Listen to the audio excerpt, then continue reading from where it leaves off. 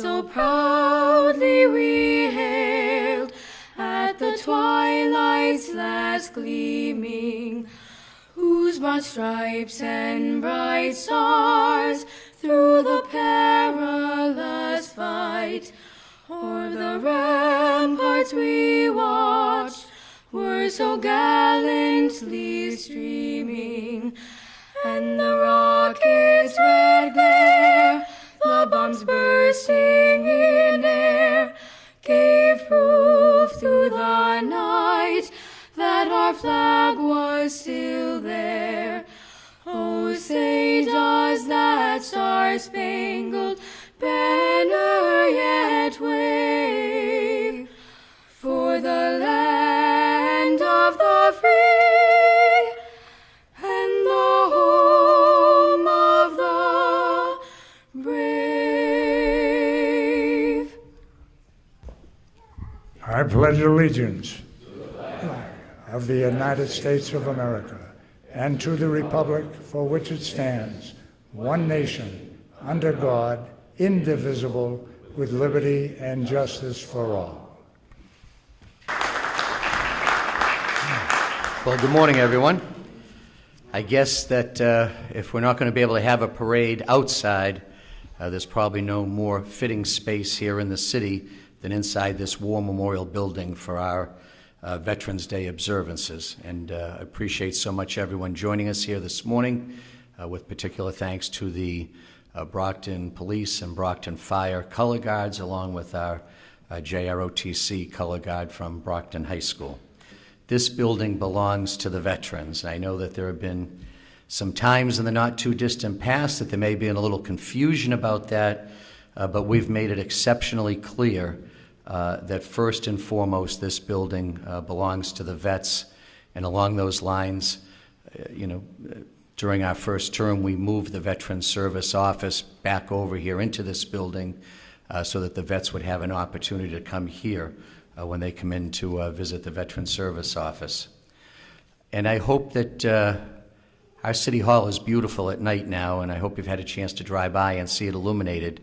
But you'll notice if you go by this week, the clock tower is illuminated in green, recognizing our vets this week. And also the lights under the School Street Railroad Bridge are also all green this week. And that's by design to honor and recognize our veterans this week as part of our Veterans Day recognition.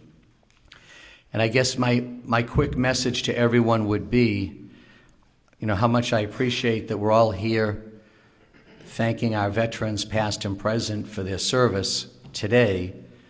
But I would hope that today maybe we would all take a pledge to do a better job of doing it the other 364 days of the year.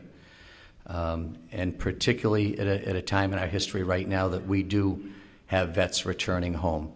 And so whether it's through creating better employment opportunities, all the ways that we can make sure that we're providing support for our veterans.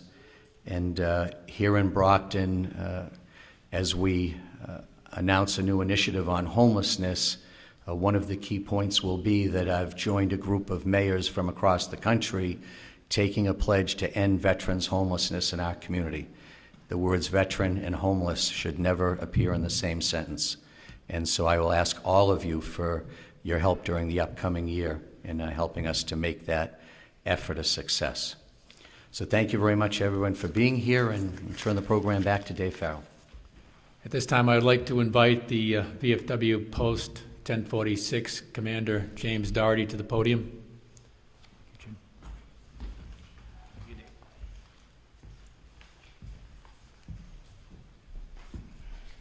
Thank you very much for inviting me up here today.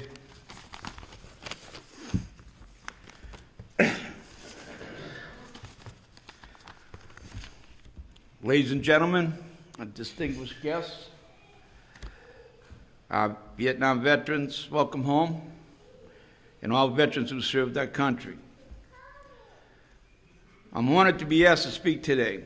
I'm a Vietnam veteran who served with the 101st Airborne Division in Vietnam in 69 and 70. I'm currently the commander of VFW Post 1046 in Brockton. As a post commander, I have the honor to work with many Vietnam veterans and veterans from other wars and campaigns. The Vietnam War was my war, and was the first to be televised, and people in this country could watch the war as it was happening on their nightly news. It was troubling to most people to see American servicemen and women in harm's way. It created a rift in our society that caused our country to become divided. The veteran couldn't allow that to distract from their mission and their duties to fellow soldiers and to their country. Vietnam servicemen and women were well-trained, highly motivated, and well-disciplined. We carried out our duties to the best of our abilities, and many gave the ultimate sacrifice.